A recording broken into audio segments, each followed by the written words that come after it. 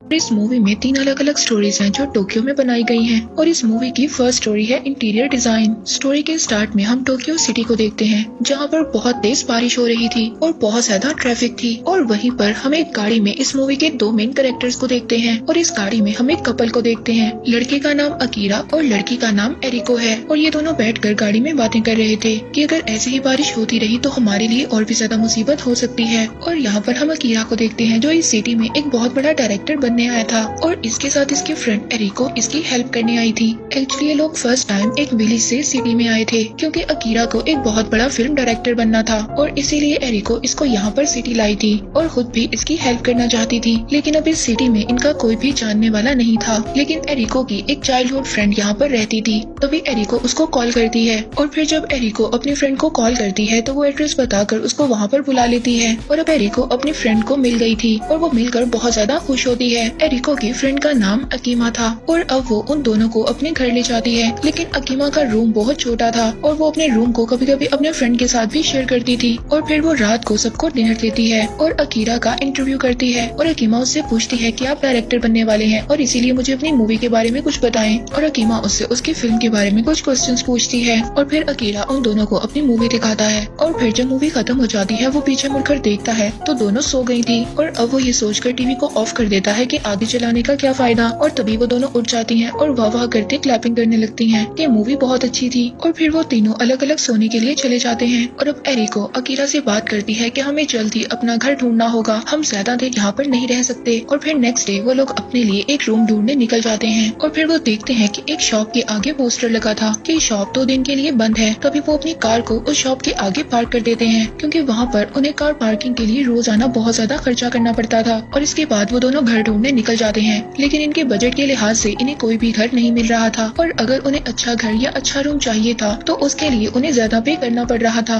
और वो उनके बजट से बाहर था। और फिर इसी तरह दोनों पूरा दिन अपने लिए रूम को ढूंढते रहते हैं और फिर तभी वो चलते हुए वहाँ पर एक नोट पढ़ते हैं। उस नोट में एक पार्ट टाइम जॉब के लिए लिखा हुआ था जो एक शॉप में गिफ्ट रैप करने का काम था। और ये देखकर एरिको बोलती है कि हमें पहले कोई जॉब करनी चाहिए और अब वो अकीरा को अपने साथ जबरदस्ती उस शॉप के अंदर ले जाती है। और अब उस शॉप में जॉब के लिए एक टेस्ट देना पड़ता है और उस टेस्ट को अकीरा बहुत अच्छे से पास कर लेता है लेकिन एरिको उस टेस्ट में फेल हो जाती है और इसी वजह से वो बहुत ज्यादा उदास हो जाती है और यहीं पर सीन शिफ्ट हो जाता है। इसके बाद वो दोनों दोबारा अपनी फ्रेंड के घर आ जाते हैं और वहाँ पर खाना खाते हुए अकीरा एरिको के बारे में बताता है कि ये टेस्ट में फेल हो गई थी। और ये सब बातें सुनकर अकीरा की एरिको को बहुत ज्यादा बुरा लग रहा था और फिर उनकी फ्रेंड बातों बातों में पूछती है कि तुम कितने दिन और यहाँ पर रहोगे। तभी एरिको का चेहरा उतर जाता है और फिर वो अगले दिन अकेले घर ढूंढने निकल जाती है और अब वो घर ढूंढना स्टार्ट करती है लेकिन वो बहुत ज्यादा डिप्रेशन में थी और उसको घर भी नहीं मिल रहा था। और इसी दौरान अकीरा भी पार्ट टाइम जॉब के लिए गया हुआ था और अब अपने दिल में एरिको इस बात को सोचती है कि वो किसी भी काम के लिए नहीं बनी, उससे कोई भी काम नहीं हो सकता,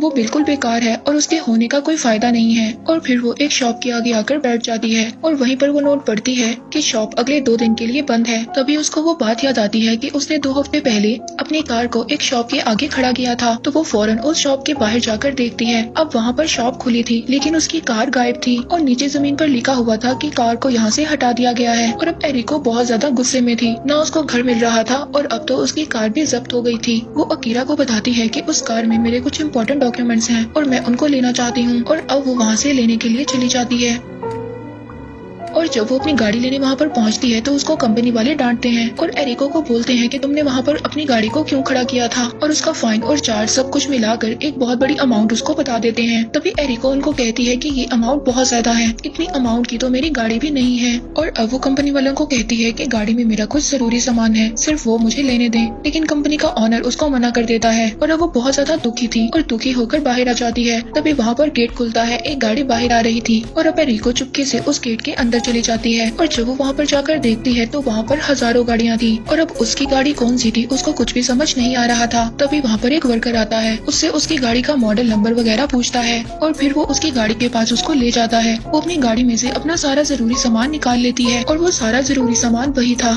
जो अकीरा को डायरेक्टर बनने में हेल्प करेगा। वो सारा सामान इसलिए था क्योंकि अकीरा को अपनी फिल्म के लिए एक शो करना था। इसके बाद अकीरा अपनी फिल्म का शो करता है। उसकी फिल्म को देखने के लिए वहाँ पर बहुत ज्यादा लोग आए हुए थे और अब जब जब उस मूवी में स्मोकिंग का सीन आता है तो अकीरा वहाँ पर स्मोकिंग कर लेता है और सभी ये देखकर सोचते हैं कि ये तो बहुत ज्यादा अनोखी मूवी है और बाहर आकर सभी अकीरा की बहुत ज्यादा तारीफ करते हैं और बोलते हैं कि मूवी बहुत ही ज्यादा सुपर है और बहुत ज्यादा अलग भी। और ये सब एरिको बहुत दूर खड़ी देख रही थी। तभी उसके पास एक लड़की आती है और उससे पूछती है कि आप कौन हो। एरिको उस लड़की को बताती है कि मैं अकीरा की फ्रेंड हूँ। ये सुनकर वो कहती है कि आप बहुत जल्दी गायब हो जाओगी और फिर कोई भी आपको नहीं देख सकेगा। और अब अकीरा अपनी मूवी की वजह से बहुत ज्यादा फेमस हो गया था।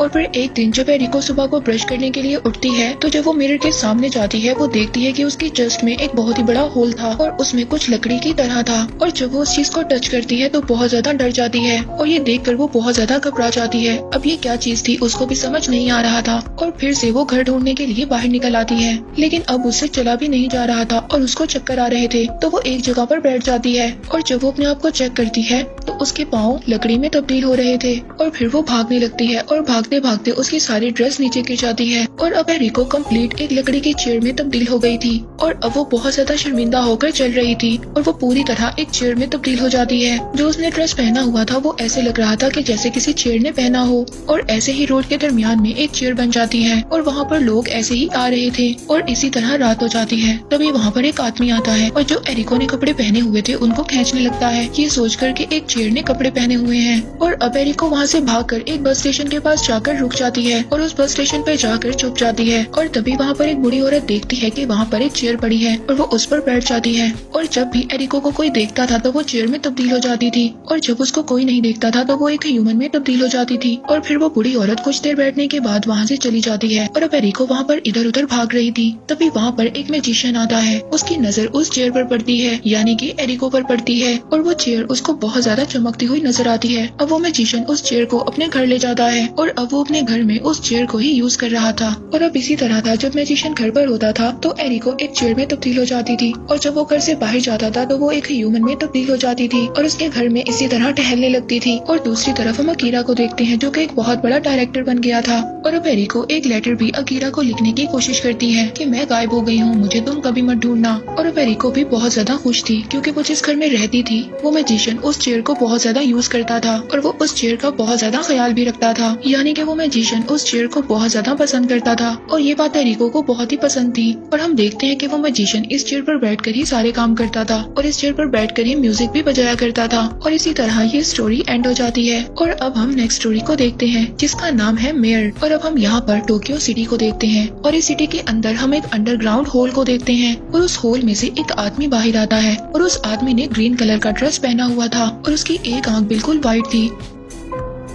और वो देखने में बहुत ज्यादा डरावना लग रहा था। और अब वो आदमी उस शहर में आकर अजीब अजीब हरकतें करता है, किसी से सिगरेट छीन लेता है और किसी से फूल छीन लेता है और वो वहाँ पर रोड पर लेडीज से बदतमीजी करता है और बाकी लोगों को भी टॉर्चर कर दोबारा उस होल के अंदर चला जाता है। और अब इस आदमी की बात मीडिया में भी आ गई थी। मीडिया इस न्यूज को चला रही थी कि ये आदमी एक होल से बाहर आता है और लोगों को टॉर्चर कर दोबारा उस होल के अंदर चला जाता है। और मीडिया पुलिस को ये बात इन्फॉर्म कर रही थी कि इस आदमी को जल्दी पकड़ना होगा। और अब हम उस आदमी को देखते हैं जो सिर्फ होल में ट्रैवल करता है। अब वो आदमी एक सुरंग में जाता है। वो सुरंग वर्ल्ड वॉर के टाइम पर बनाई गई थी। उस सुरंग में एक टैंक भी था और अब वहाँ पर वो ट्रैवल कर पहुँच जाता है। और अब वो जब वहाँ पर पहुँच जाता है तो वहाँ पर उसको एक बॉक्स नजर आता है। उस बॉक्स को जब वो ओपन करता है तो उसमें बहुत ज्यादा बॉम्ब थे। और अब वो आदमी दोबारा से सिटी में आता है और लोगों पर बॉम्ब गिराने लगता है। और इसी तरह वो आदमी लोगों पर अटैक कर दोबारा से होल के अंदर जाकर छुप जाता है। और अब मिलिट्री के लोग उस आदमी को पकड़ लेते हैं और अब न्यूज में भी आ जाता है कि वो आदमी पकड़ा गया है। और अब वो लोग उस आदमी से बात करने की कोशिश करते हैं लेकिन वो उनको कोई भी जवाब नहीं दे रहा था। और अब वो लोग एक लॉयर को बुलाते हैं। वो लॉयर भी बिल्कुल इस साइको की तरह था और इस लॉयर की एक आंख भी बिल्कुल व्हाइट थी और ये लॉयर हरकतें भी बिल्कुल इस साइको की तरह ही करता था।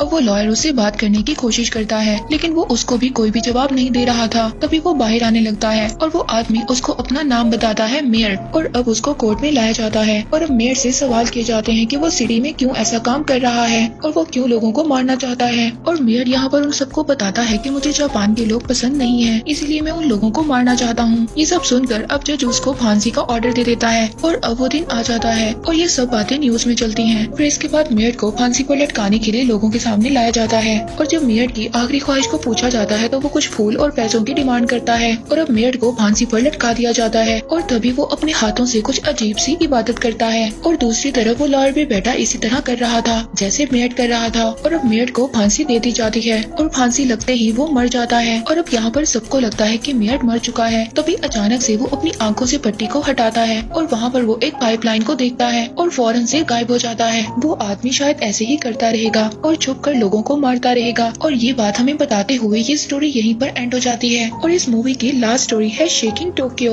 मूवी के स्टार्ट में हम एक आदमी को देखते हैं जो अपने रेस्ट रूम में बैठा हुआ था और इस आदमी का नाम था हिकिकोमोरी। हिकिकोमोरी का मतलब ये था यानी कि ये आदमी बाहर की दुनिया को पसंद नहीं करता था और लोगों से बिल्कुल अलग अपनी लाइफ को गुजारने वाले को हिकिकोमोरी कहा जाता है। और हिकिकोमोरी 10 साल से इसी कमरे में बंद था। हिकिकोमोरी ज्यादा बाहर नहीं जाता था क्योंकि वो बाहर के लोगों को पसंद नहीं करता था और यहाँ तक कि वो टीवी में भी लोगों को नहीं देखना चाहता था। लेकिन हम देखते हैं कि टीवी के आसपास बहुत ज्यादा बुक्स थी। हिकिकोमोरी को बुक्स पढ़ना पसंद थी और वो इसकी हॉबी भी थी और इसकी डेली रूटीन भी यही थी, सुबह उठना, खाना खाना और बुक्स पढ़कर सो जाना। और इसके घर वाले इसको मंथली पेमेंट भी भेजा करते थे और इसका सबसे फेवरेट फूड पिज्जा था और ये वीक में एक बार जरूर पिज्जा खाया करता था और पिज्जा के बॉक्स को भी कलेक्ट कर अपने पास रखता था। और 10 साल तक उसने जितना भी पिज्जा खाया था उसके बॉक्स को उसने अपने पास जमा किया हुआ था। और हमें पता चलता है कि 10 साल पहले जब वो जॉब करता था तो तब भी वो लोगों को देखना पसंद नहीं करता था और सिर्फ अपनी आंखों को जमीन पर ही रखता था या फिर सूरज की तरफ देखकर चला करता था। और अब एक दिन वो पिज्जा ऑर्डर करता है। वो डिलीवरी बॉय की शक्ल को भी नहीं देखा करता था और उसी दिन जब पैसे देते हुए उसकी नजर उस पर पड़ती है तो उसको पता चलता है कि डिलीवरी बॉय कोई लड़का नहीं बल्कि एक लड़की है। और जब वो उस लड़की की शक्ल की तरफ देखता है तो तभी टोक्यो में अर्थक्वेक आ जाता है और तभी वो लड़की बेहोश होकर नीचे गिर जाती है।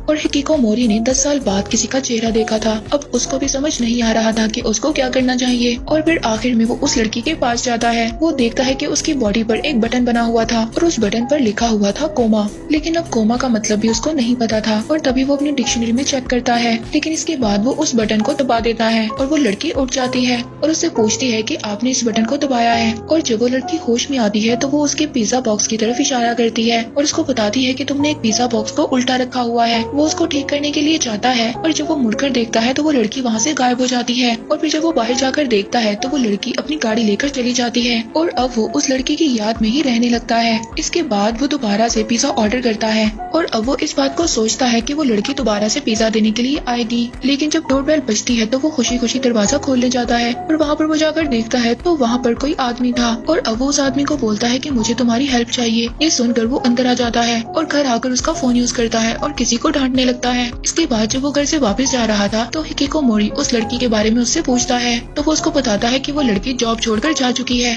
और वो अब उससे उस लड़की का एड्रेस पूछता है। वो आदमी भी उसको एड्रेस देकर वहाँ से चला जाता है और अब हिकिकोमोरी जो 10 साल तक घर से बाहर नहीं आया था और अब वो उस लड़की को ढूंढने के लिए घर से बाहर आता है। और जब वो घर से बाहर जाने लगता है तो वो इस बात को सोचता है कि 10 साल तक मैं बाहर नहीं निकला और अब एक लड़की की खातिर मुझे घर से बाहर जाना पड़ रहा है। और इसी सोच में वो दरवाजे पर ही बैठ जाता है और रात हो जाती है। और फिर जब अगले दिन सुबह होती है तो वो इसी बात को दोबारा सोचता है और वो अब अपने घर से निकल जाता है। 10 साल के बाद वो घर से बाहर आकर सूरज को देखता है और हम उसके घर को भी देखते हैं और उसका घर बाहर से पत्तों से भर गया था। और इसके बाद वो अपनी साइकिल निकालता है लेकिन उसकी साइकिल भी खराब हो चुकी थी तो वो अपनी साइकिल को वहीं पर छोड़कर और वो पैदल जाने का डिसाइड करता है। और अब जब वो भाग भाग कर जा रहा था तो उसको ये बात फील होती है कि टोक्यो सिटी में कोई भी नहीं है और वो देखता है कि एक रोबोट पिज्जा डिलीवरी कर रहा था। और अब वो किसी तरह उस लड़की का घर ढूंढ लेता है और जब वो उस लड़की के घर के पास जाता है तो दोबारा से अर्थक्वेक आ जाता है। और अब उस अर्थक्वेक की वजह से वहाँ पर सभी लोग रोड पर आ गए थे। वहाँ पर बार बार अर्थक्वेक आ जाता था और वहाँ की कंडीशन ये थी कि कोई भी अपने घर से बाहर नहीं आता था। वो सभी लोग घर में ही सभी फैसिलिटीज के साथ रह रहे थे और वो देखता है कि सभी लोग दोबारा से अपने घर के अंदर जा रहे थे। और फिर हिकिकोमोरी उस लड़की का हाथ पकड़कर बात करने की कोशिश करता है। वो लड़की उससे पूछती है कि तुम कौन हो। वो उस लड़की के हाथ में दोबारा से टैटू को देखता है जिसमें लव लिखा हुआ था और अब हिकिकोमोरी उस बटन को दबा देता है और वो लड़की भी चुप हो जाती है और फिर टोक्यो सिटी को दिखाया जाता है। और इसी के साथ ही मूवी यहीं पर एंड हो जाती है।